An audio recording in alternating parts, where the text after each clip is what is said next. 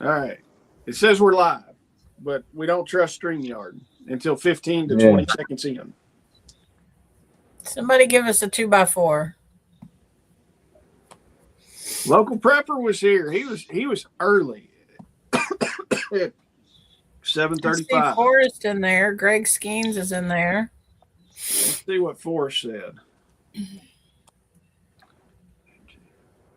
What is that all about? I have no idea what that means. Who is Maynard James Keenan? I don't know. Who that is. I don't know about Hey, that. Forrest has got a 2x4. Hey, everybody. Welcome back to the Homestead HQ, where we talk about homesteading and preparedness. I am Shelly, and we've got Darren down here at the bottom. No, we've got you. Introduce yourself. I'm Jason. I'm fighting a sinus infection, so I feel like duty right now, but I'm going to tough it out and do this thing. So, and then we also have our guest Darren from Hacks for the Homesteader. He's going to be here tonight talking about tool maintenance with us. But before we get into that, what do you got, Jason? Besides fighting a sinus infection, silver. Have you looked at silver today, Shelly? I saw that Lawrence posted that it would probably be over $100 an ounce by the end of the week. Yes, it almost like a few cents hitting $94 today, and it closed out when I looked at it. It was 91.06. That's crazy. Yes. So I'm like, it's cool, and I mean, Darren and I were talking about it for a minute before we went live, and I told Darren, I'm like, the bad thing is it just makes your dollar worth less. Right. So it's kind of a double-edged sword. I mean, are you going to take and cash it out and get, worthless dollars, or what are you going to do? I mean, you're kind of stuck sitting there holding it, I guess. I don't really know. That, or if the ratio of gold to silver gets close enough, I'm probably going to trade my silver in for gold. Because that's what a lot of people do. Very precarious. Yeah. So, but that's where, we're going to talk about it. Tool maintenance stuff, keeping your tools, spend the money on tools, get your tools. And I'm all about buying, durable goods. Buy it now, maintain it. A shovel's going to last you for years. And without jumping into the main topic, but durable goods, I think is where it's at. Yeah.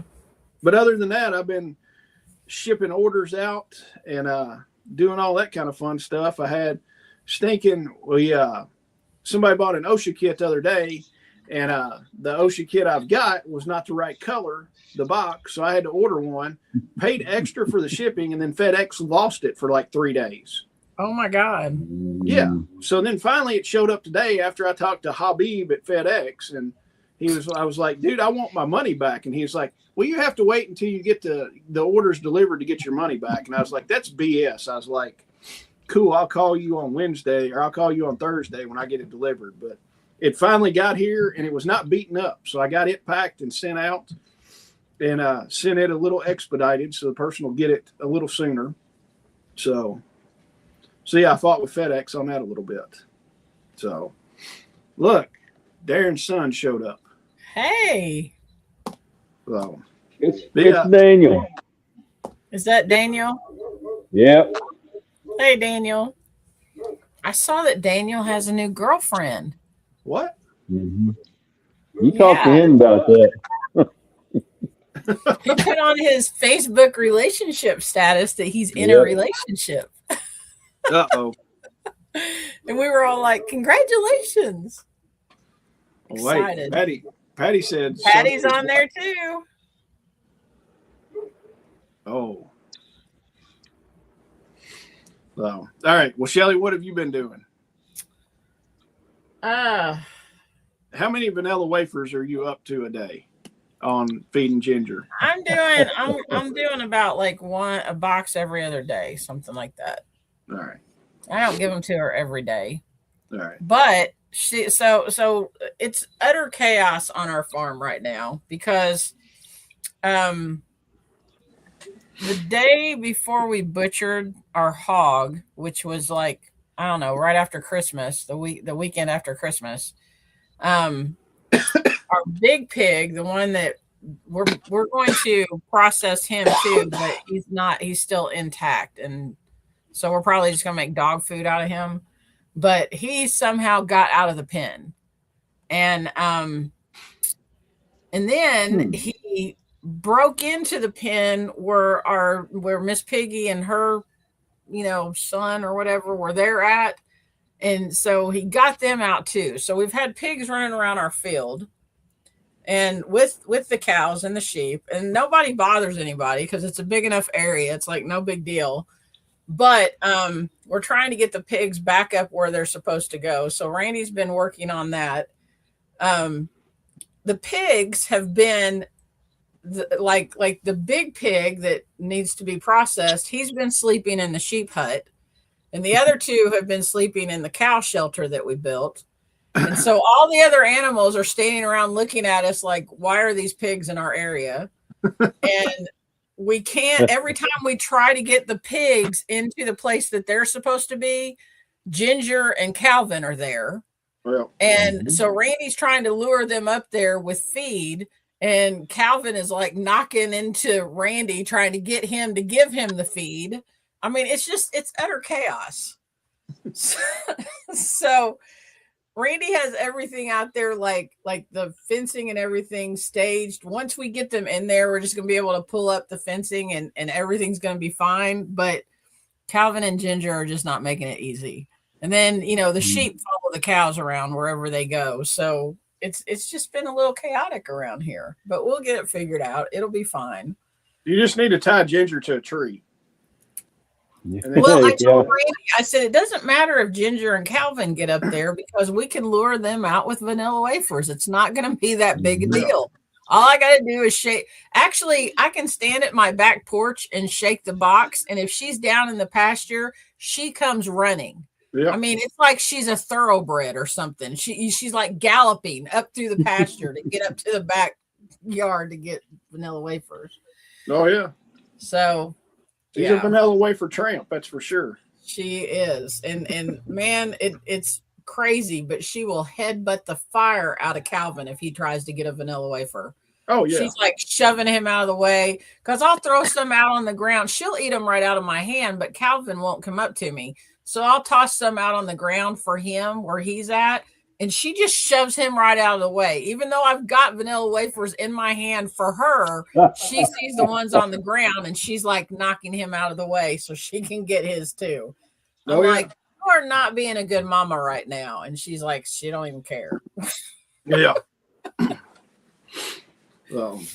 But yeah, we're trying to get that stuff sorted out. And the funny thing is, last week you talked about, resilience and being in a good space or whatever. And that's one of those things that would just like aggravate the fire out of me and make me feel like a failure or whatever. And now I'm just like, it's just another day, whatever.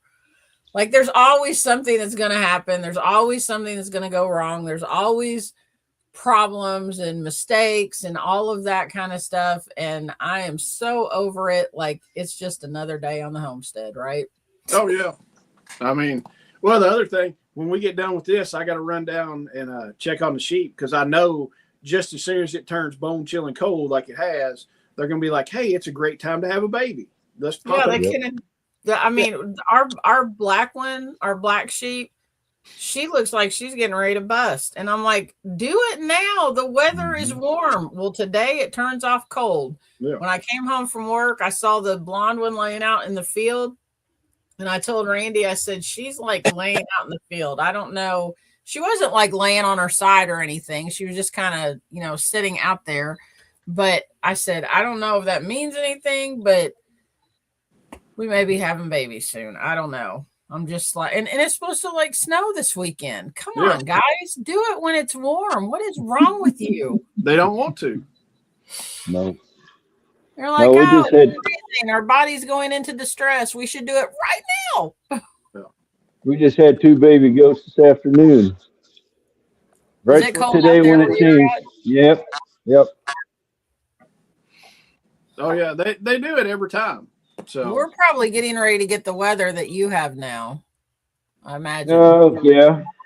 It's in the 30s right now. It was blowing. Yeah, we had rain today, and the temperature wasn't real bad this morning. It was like maybe in the high 40s or something. Mm-hmm. And then when I came out of work this afternoon, I'm like, I should have wore a coat today because oh my God, the temperature dropped so much. Yeah, it's gonna be 22 tonight and 30 for a high tomorrow. Mm-hmm.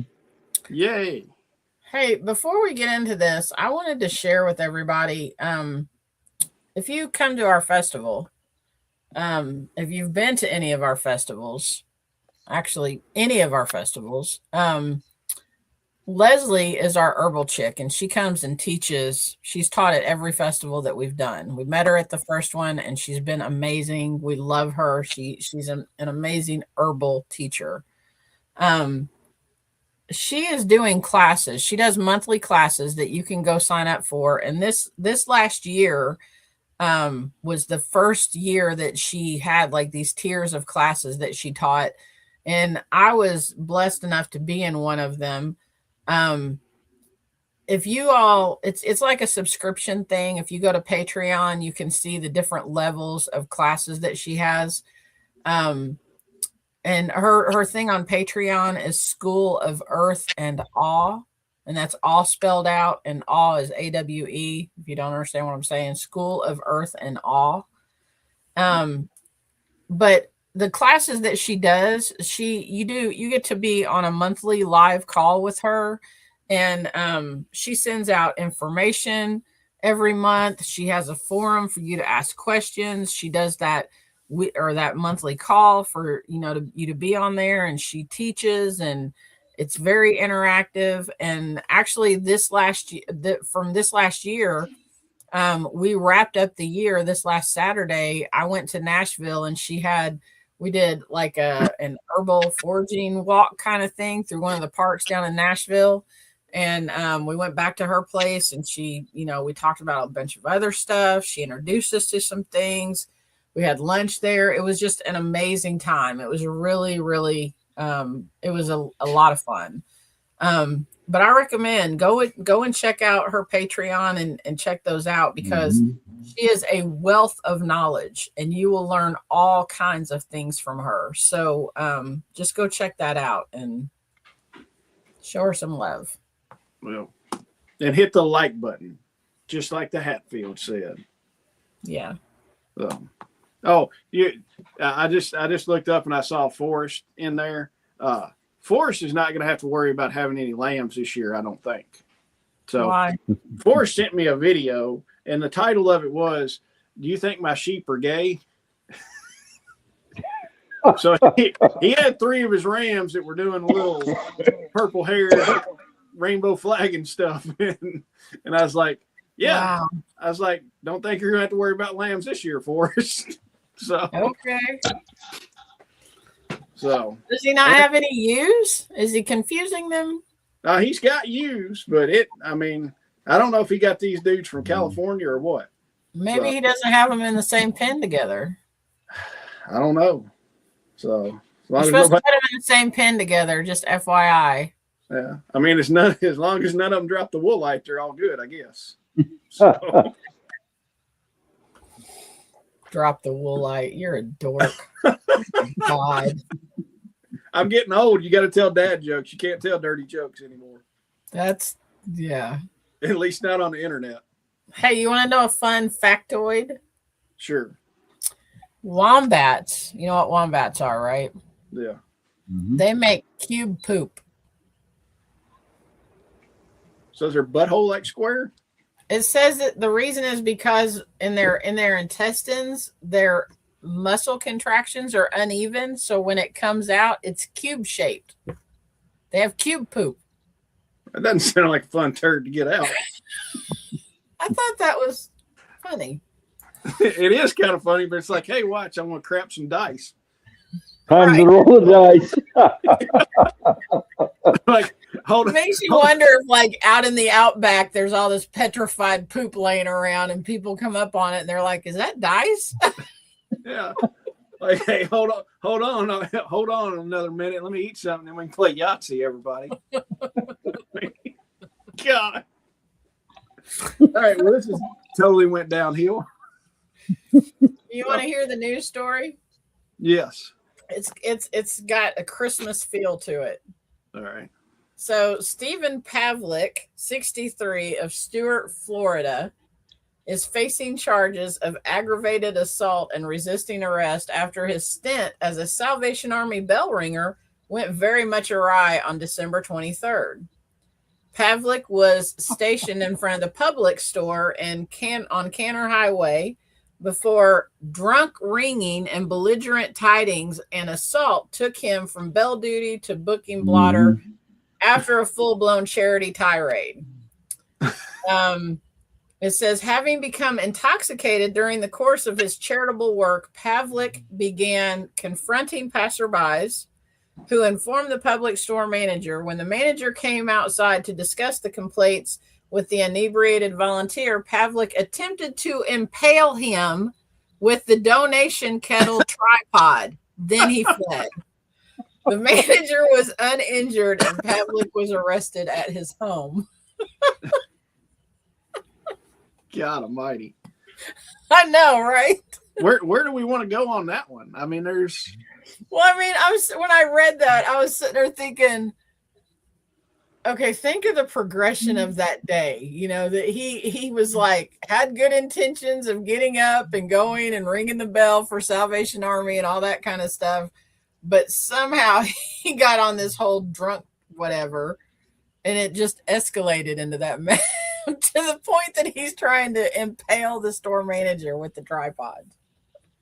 Why do you think it's a good idea to be out drunk in front of Publix doing the Salvation Army bell ringing? It's like, I don't know. Sounds like Bad Santa 3. That's exactly what. I don't know. I guess that guy got arrested. He's got to worry about dropping the woolite. So I mean, golly, that's just hilarious to me. Lord. All right, Shelley, introduce our fine guest before we fall too deep in a rabbit hole, because I was driving up and I was thinking about it. I was like, we're going to talk about tools and stuff like that.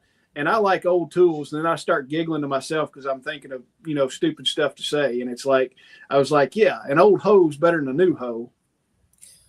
So we'll get that out of the way, that 13-year-old humor. So now you can introduce Darren. Oh, Lord. Well, everybody, Darren and Patty are also, like, you guys have been to every one of our festivals, haven't you? Maybe one that you missed. I think they've been to all. I think you've been to every one of them. Yeah, I'm pretty sure you've been to every one of them. Darren he's a jack of all trades. If you don't watch his YouTube channel, you need to go watch his YouTube channel because, hey, Leather Homestead.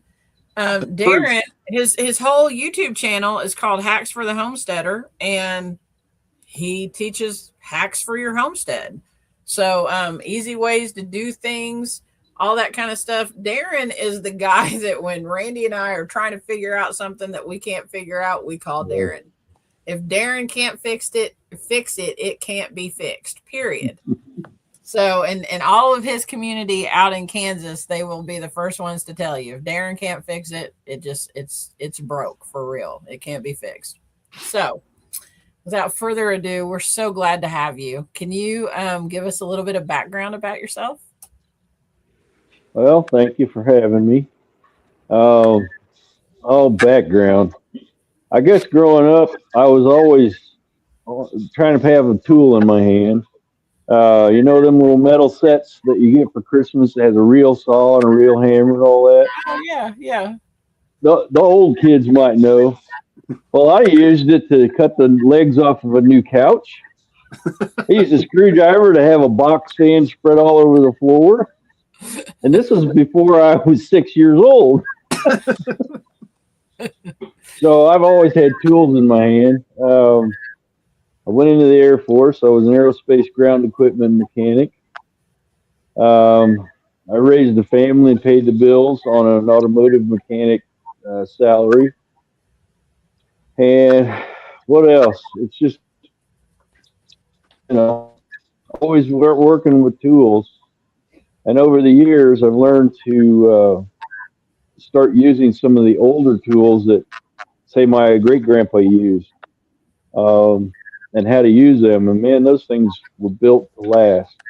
So if you know how to restore those, they'll last another 100 years. So I just started making a video. I was telling Jason about it, that I'll probably start doing a series of tool repairs and restorations, just to show you tricks on how to bring back tools that you might find at a thrift store or an estate sale, even the farm auctions. You can get a lot of good deals there. And it seems like every day somebody's trying to throw tools away, and it's like, why? You can fix them up. So that's kind of my background and what I'm doing. Huh? Especially the older ones, right? Oh yeah. Yeah, I've got jack planes, and a bit and a brace is basically a drill bit that chucks into the brace or the hand drill part of it. And I've restored those. When our group first started getting together, every Christmas we had white elephant Christmas basically, and I'd go to the flea markets and stuff, and I'd buy an old tool and I'd restore it back. And one year I did an old 40s Craftsman hand grinder. You clamp it on the bench, and you basically, it had centrifugal weight in it. You get it spinning, and you can sharpen your knives and everything. And I got that running, and it seemed like it made everybody around the group was wanting everybody that. Was stealing it. Yeah. So cool. yeah, those are always good gifts too. But it was always the old tools that they wanted, So Right. Yep. Very cool. So I guess that's my background basically. I like the older tools. Like my dad passed away in May, and I told my mom. She was like, "What do you want of Dad's stuff?" And I was like, "The only thing I really want is Dad's red-handled hatchet." And she was like, "Why?" I was like, "Because I was like 15 or 16. I asked my dad. I was like, "Dad, let me use that hatchet." He goes, "It's too sharp, and you're too young." So I'm like, "Okay, cool." I asked him, no kidding. Yeah. I was 35 years old, and I was like, "Dad, give me your hatchet. I need to cut something." He goes, "You're too young and it's too sharp."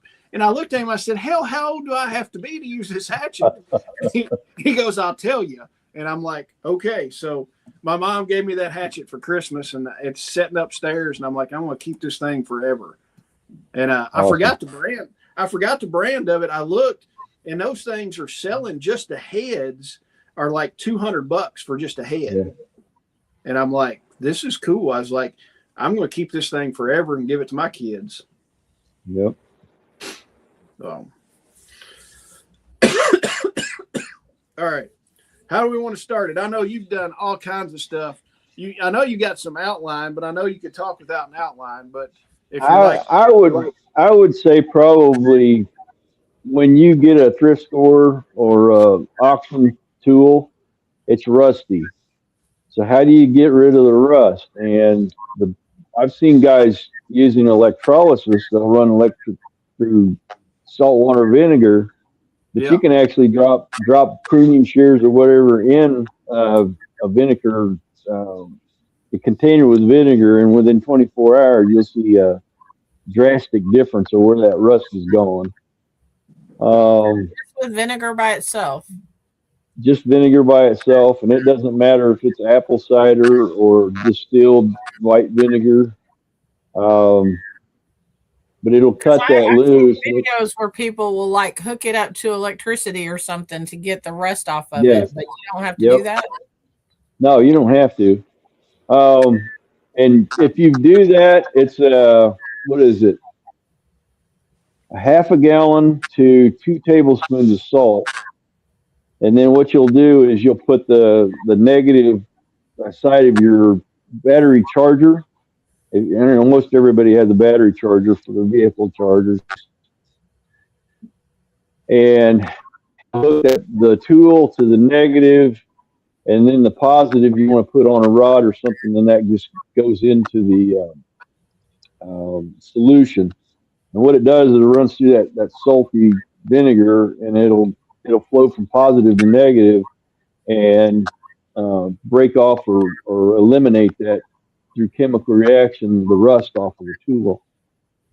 And then that just accelerates the process faster than just dropping the tool in the vinegar.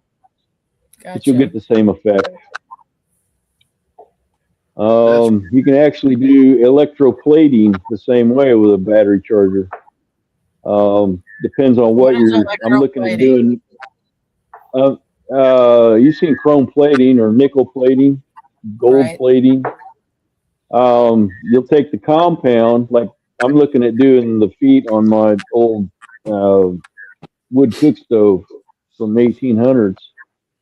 The feet at one time were nickel plated. They've rusted over a little bit, so I've got to sit and grind that smooth and everything. What I'll do is go back in and electroplate that with nickel, and you just get strips of nickel, and same kind of solution. You'll drop them in there, and that solution will actually turn green from the nickel, but it'll collect on that part and actually give a smooth finish. And it almost it's pretty close to chrome when you polish it. So you see a nice bright chrome bumper, it's the same effect. That's how they do it. Just a bigger vat, more chemicals. But yeah, that's just a little other information. There's YouTube channels of people doing all kinds of stuff like that. Oh yeah. So yeah, I had applied at TWA at the overhaul base down in Kansas City to go into their plating shop, and took all their tests and everything. I passed everything, but they still didn't hire me because my dad had worked in the plating shop for 11 years and made everybody mad in there. So my last name was Mud, basically. So yeah, I did learn a lot about that plating way back. Yeah, that's just a good way of getting rid of the rust.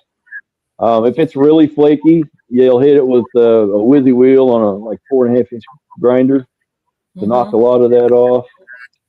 A lot of times, if it's a pruning shear or head shears or something that doesn't even move, but just by putting it in the emulsification of that vinegar solution, it'll get it to where you can move it again, and then you can probably take it apart and actually really clean it up.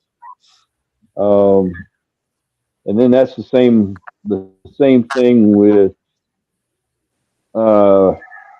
like pliers. I've got a pair of pliers, actually a crescent wrench also, that the moving mechanism doesn't work. You just drop it in the vinegar, and 24 hours later you can start working it loose and cleaning it up. But yeah, steel wool, sandpaper, wire brushes, wire wheels on your drill. It's just nice to have a lot of that stuff to have the tools to fix the tools that you want to repair. So. Oh yeah. So after you drop that in there in the vinegar solution and you get the rust off, are you supposed to do anything to treat it somehow, or like? Well, you'll clean it off. You can wash it off, soap and water, and then go back and oil it. I'll use WD-40. I've been using PB Blaster. It's a little thicker. It sticks a little better. Yeah. And depends on some of the other stuff that has still some grit that I can't get to, like a crescent wrench.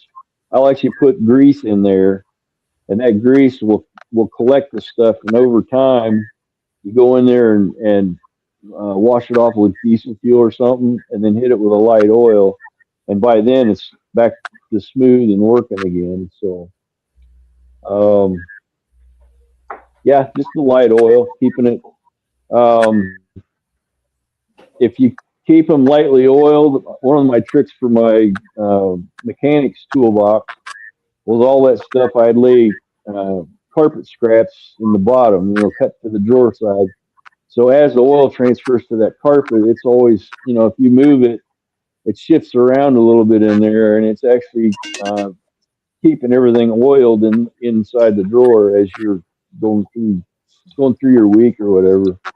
Now, if I'm doing a messy job, I'll Oil clean my tools up carpet. before they go in there. Yeah. But that's a helpful way of keeping them. The bigger tools, it basically keep them clean and stuff, and get them in a shed or a tote, a box. I mean, Jason has used enough tools to know about trying to keep them clean and out of the weather.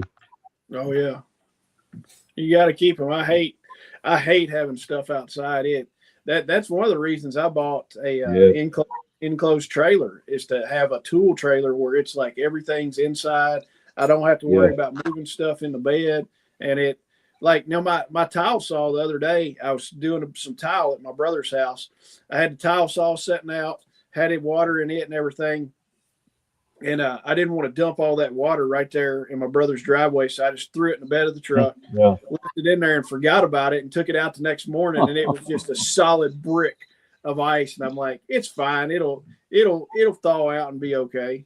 So, but tile saws are made to be wet. So I wasn't real super worried about that. It's all good, Miss Sharon. We're glad to see you here. Better to be late than never. And Bill says, I have heated my axes, hatchets, sledgehammer, and wedges on my wood stove and then melted beeswax on them. Yep. So, okay, so I have a question. If we were in a situation, SHTF, whatever, and you weren't able to get, you know, it's good to have all those things on hand that you were talking about, but you weren't able to get, like, say, WD-40 or whatever it is that you're going to oil it with. Can you use something like lard to do that with? Yep. Okay. That all works too. Yeah, any kind of fat will work like an oil. Yep. All right. Maybe I'll do that in one of the videos. Use some of my lard to treat some of those tools. They might smell a little funny, but it make you hungry while you're doing it. Yeah. Well, yeah. I'm always thinking about, like, you know, your inputs and stuff like that.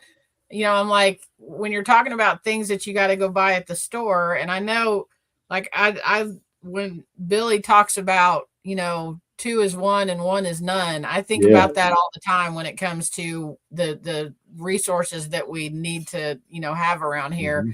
But when I look at things that I have to go buy at the store, I'm always thinking, what can I replace that with if I can't get that, you know, if something happens? And that doesn't necessarily have to be SHTF. You know, we all saw in 2020 that there were supply chain issues everywhere. You know, it was hard to get some things. So if you have to have that, what can you replace it with that you may have on hand, you know, depending on what kind of animals you have or something like that. So when I get my garage done, I'll have a place to set up a system, but I'm going to try and filter used oil and treat that oil to where I can use it again in some aspect. It'll probably be a lighter weight oil. The viscosity will be gone, but it'll be a good penetrating oil. So I'm going to play with that once I get a place to set up that system. So that's always, you know, you change your oil and you just save it, and you've got all that oil for other things. So. Right. Miss Sharon says, my pa used to put tools in a bucket of sand and pour burnt motor oil over it. Yep. So what is the sand? Is the sand to take the rust off or something?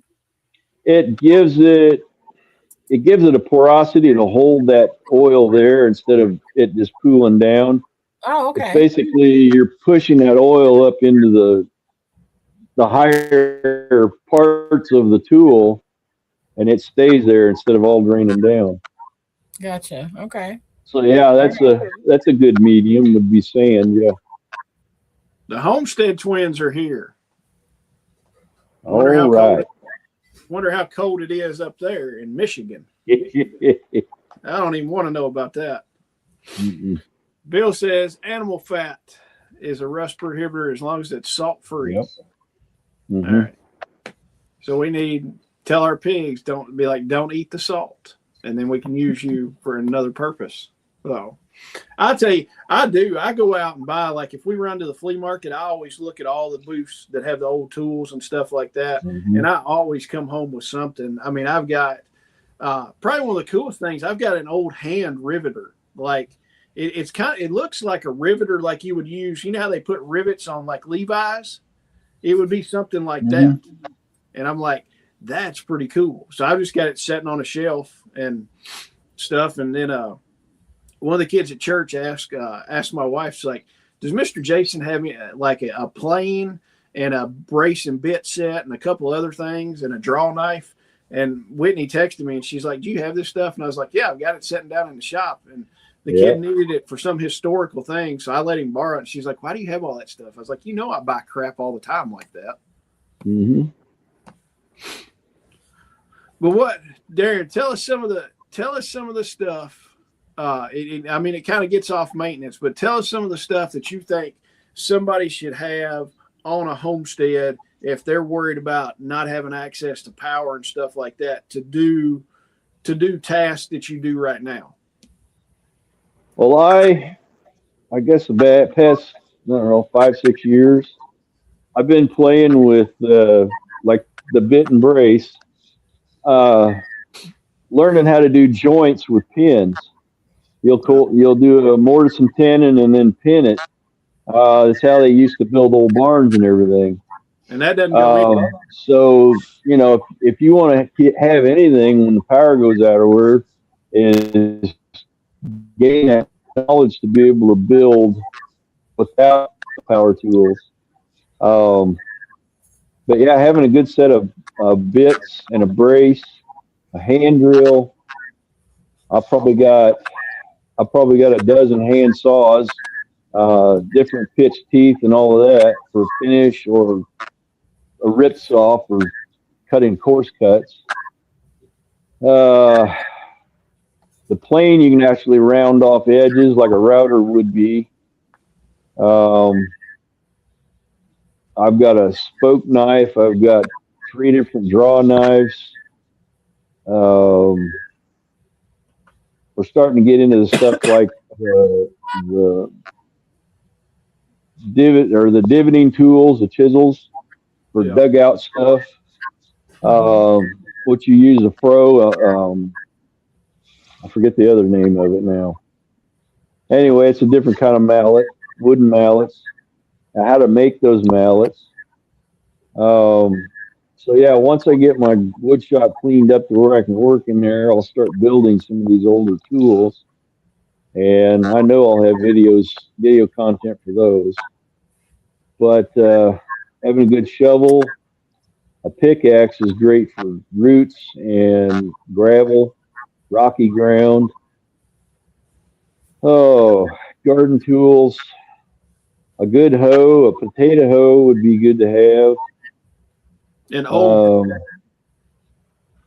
the straight, how a hoe has a handle that comes in and then the blade is down. A potato hoe is a hoe with a straight handle in line with the handle. A trenching shovel, if you're going to lay any kind of wire or plumbing. Oh, and nails. I find nails all the time in auctions and stuff. And nobody in modern times uses a nail. Everything's screwed together. Well, one day I'm not going to sit there with a hand screwdriver and screw all of those. So I'll be going back to the hammer, Oh yeah. Bill has a question. It says, how or where can I learn how to pitch and sharpen a crosscut handsaw?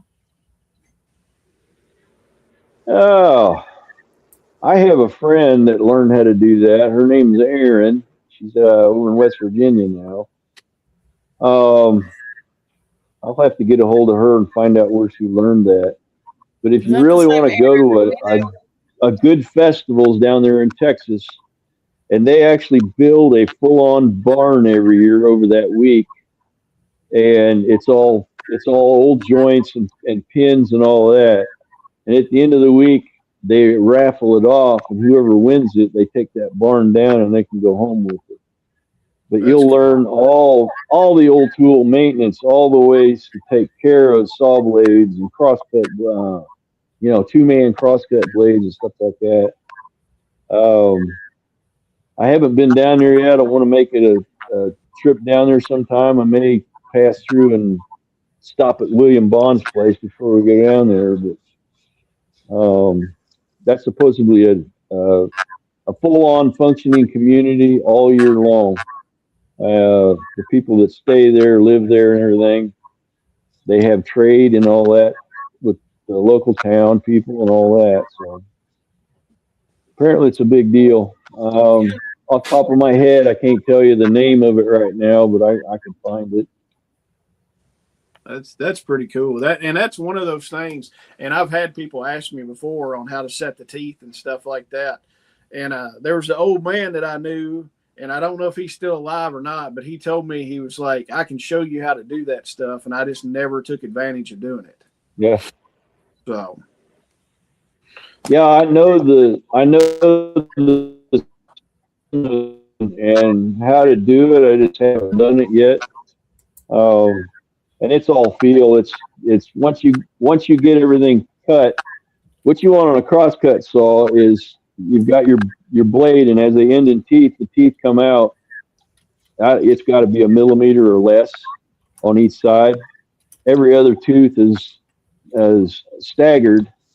So as you're going through there, it takes out a good amount of material, and the blade itself won't bind, especially as you're going down through that cut.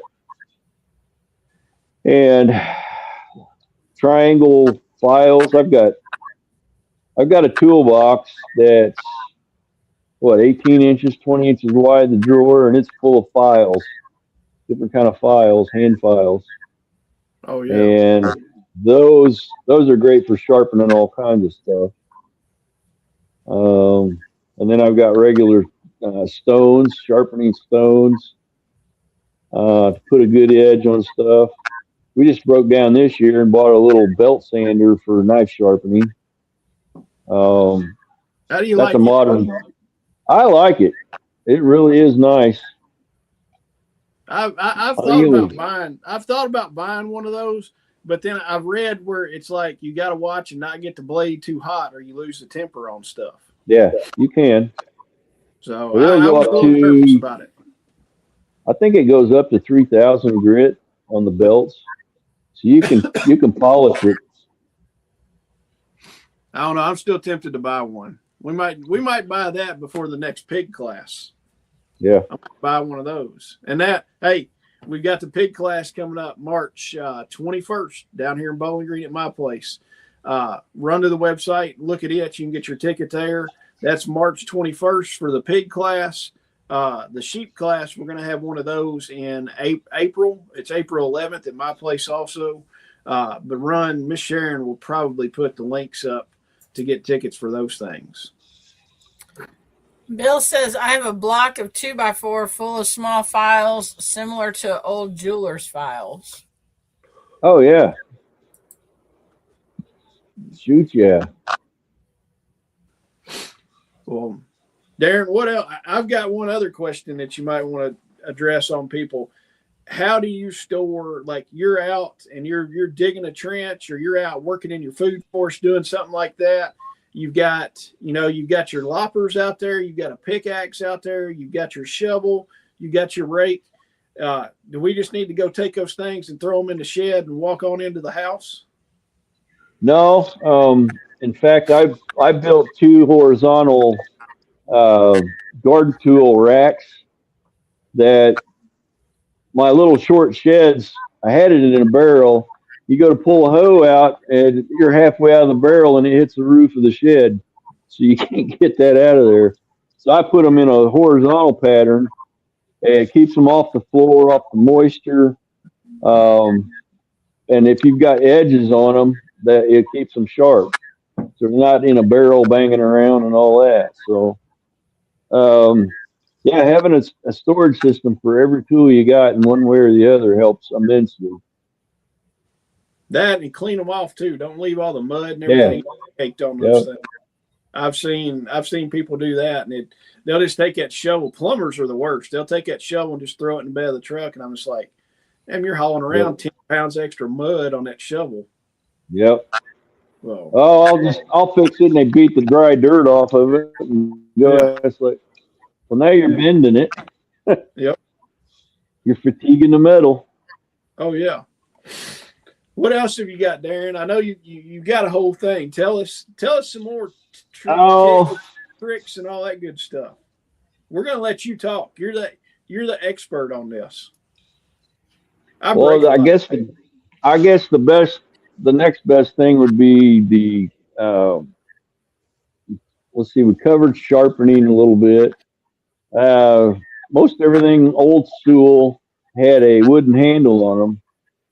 And even if they've sat in the barn and never got wet, they dry out. The polymers or oils in that wood, the resins dry out and they split. And then they're real rough, and you go to use them, and now your hands are full of calluses.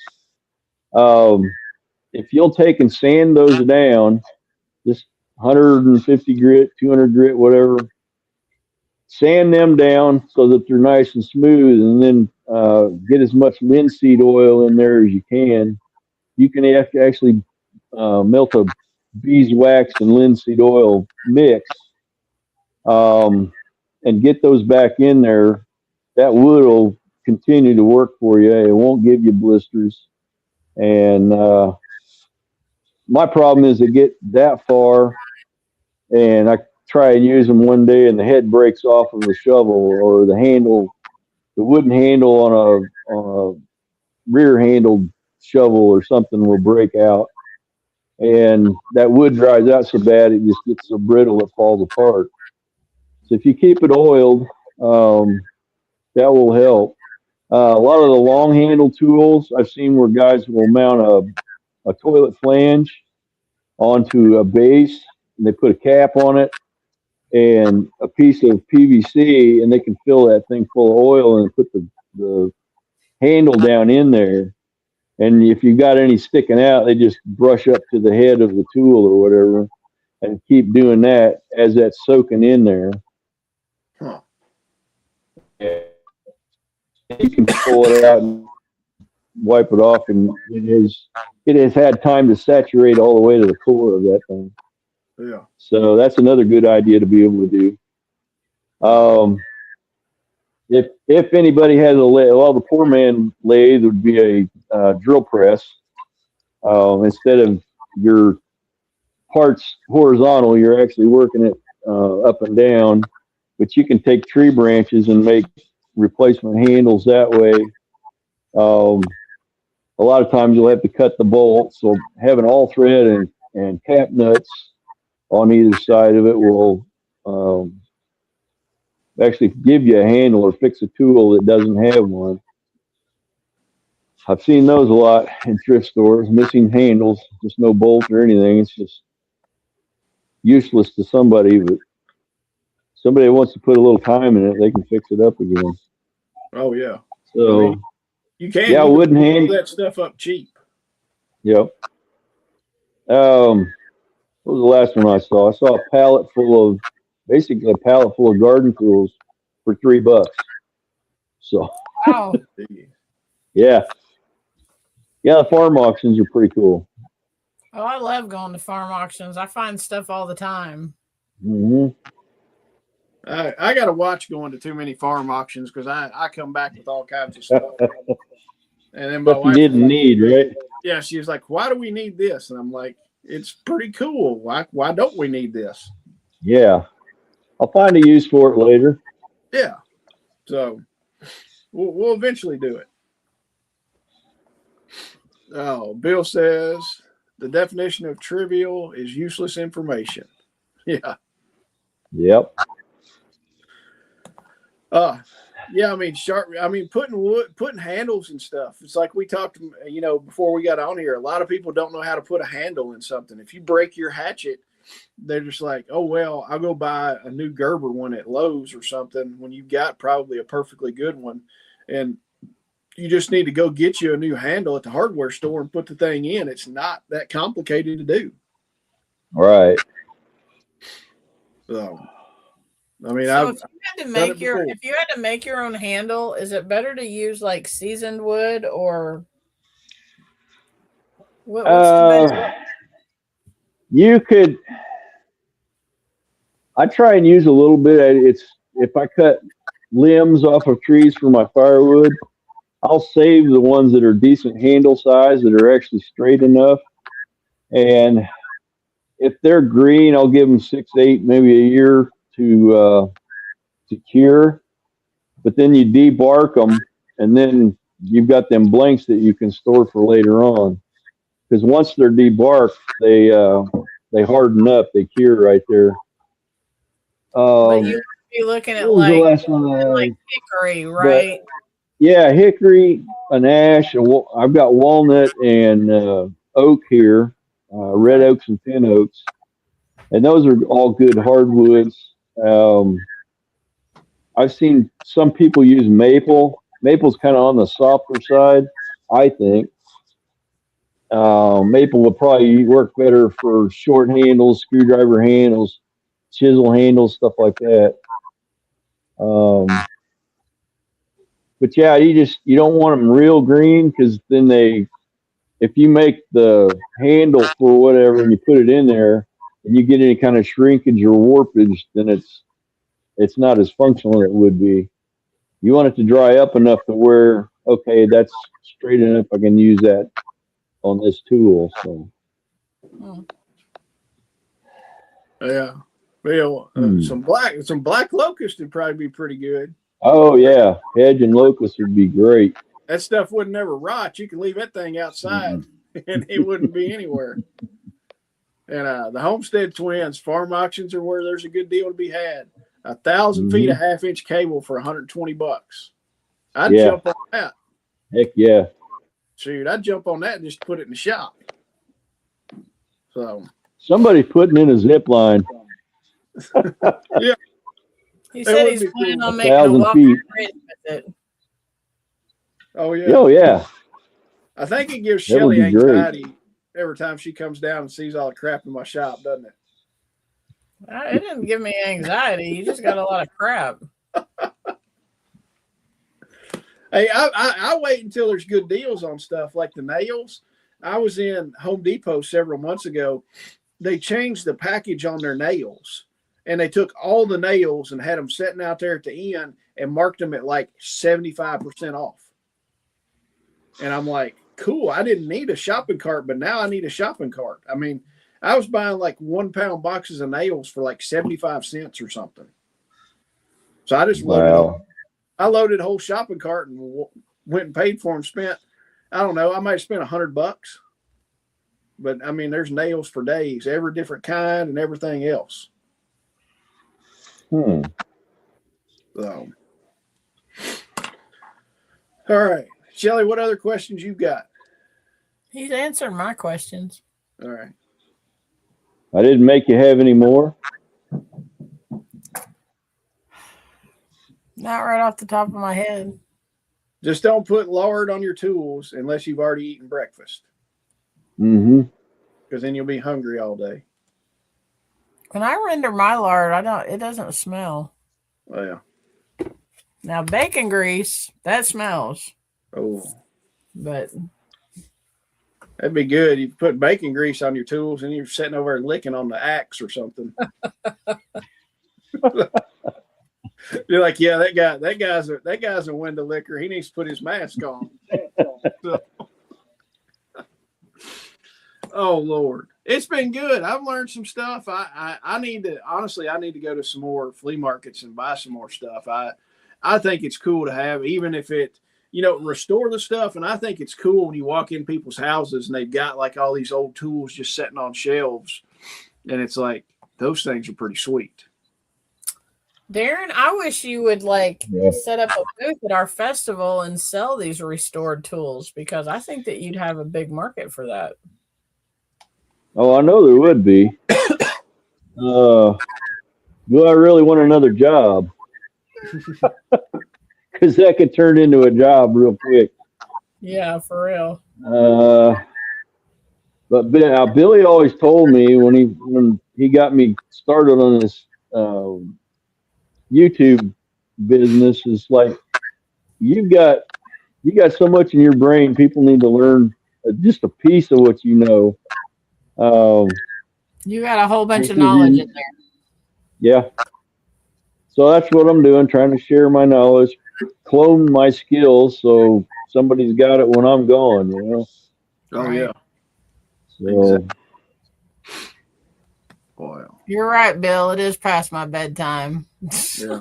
Shelly's slowly deflating like the balloon. Yeah, I'm like, oh, it's almost time to go to bed. Hey, I'm not staying up late tonight either. I want to go hit the sack. I just don't feel real good. I'm like, I want some sleep. So, all right. hey, I'll have to send you guys an iron soup recipe. My dad came up with, and like Jason, when he's ailing right now, he has a batch of that soup at night. Gets up the next morning, he never felt that way. He's ready for another week. So I'll send both of that to you, or that recipe to both of you.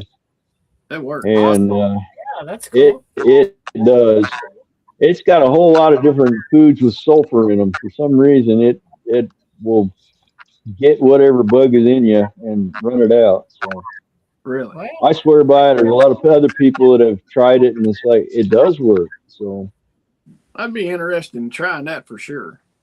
So, when I feel cruddy, Randy makes me a hot toddy, and that usually knocks it out.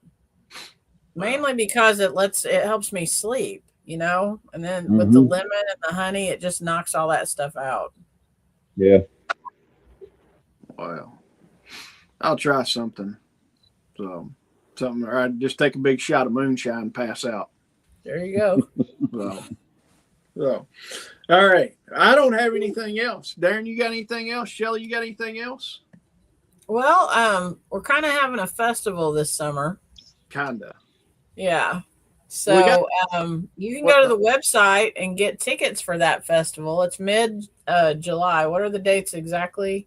17th, 18th, and 19th. 19th. So go check out Kentucky Sustainable Living and get your tickets for the festival. We're starting to get our lineup together of speakers and presenters and workshops and all that kind of stuff. So that'll be coming out on the website. At the end of this month, the last Saturday of this month, we'll be having our KSL Homestead meetup in Bowling Green. That is free. You can come and let's see, Dana from Russell Homestead is going to be teaching about fermenting, like drinks and stuff like that. And then my son-in-law, Josh, is going to be teaching winemaking. So come hang out with us for the day, bring a dish, and we'll have a little potluck for lunch. And those are always a good time to network and meet people in your area or in our area that, do what we do and all that kind of thing. Didn't you tell me the other day we got like 20 people signed up already? Yeah, there's 20, I think 20 people, not counting you and I, and then Jessica and Josh. So right. It would be amazing if we had 40 people. Yeah. That'd be awesome. If you care about it, make it 40 people. Sign up for it and come. We've got people from what? 4 states coming. We've got Kentucky, Tennessee, Indiana, and Ohio. Yeah, I'm going to send out an email sometime this week. And because I thought it would be cool if people wanted to bring seeds to share since it's getting ready to be, planting season and stuff. So if you have any seeds that you want to trade, maybe bring seeds. So that would work. So we've got workshops that are coming up. You can find all those on KentuckySustainableLiving.com. There's a hog processing, a sheep processing. What else? We got the radio class, but I've got to get it on the website first. Yeah, it's pushed out a little bit, right? Isn't it like end of May or something? Yes, and Brian just texted me, and let's see what he said. Yes, it is going to be May 30th. Is when the ham radio comms class is going to be. So that'll be May 30th. If I felt better, I would get it up tonight, but I don't feel like it, so I'll get it up tomorrow sometime where you can buy tickets. Totally fine. So, but that's going to be a good time. Brian and Susan will do all the fun radio stuff. We're going to set up some expedited antennas and play radio for the day, and y'all can figure out how to do all the cool ninja radio stuff. So I don't know. That's all I've got. Guys, if you're close, honestly, come the 31st of this month for the meetup. It's free. It's going to be a good time. So yeah, I enjoy those so much because it's like you get together and see, people that you haven't seen for a while, but it doesn't take as much effort to put it together as the festival does. Yeah. I mean, I love doing the festival, but y'all, it can get exhausting. There's a lot of work that goes into that. Super. The meetups are a lot of fun. So they just don't last. They don't last long enough. That's the only bad thing. Yeah. It's like, boom, it's already time to go home. It's like, this sucks. We're just having fun. So, All right. I'm done talking for the night. Are y'all going to say anything else? I'm done. All right. Darren, are you I done? don't know. Yeah, I'm done. All right. We're all done. We're at an hour. We're going to close this out, guys. We appreciate it. Give Patty a hug for me. I miss her face. I will. All right. I'll take a picture and send it to you. Thank you. All right, guys. We appreciate y'all being here. Shelly and I'll be back Wednesday night again.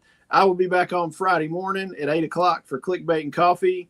We'll see if we can make some more liberals cry, because last time we had liberals crying in the comments. So run over and check that out and see the liberal tears that came out on that.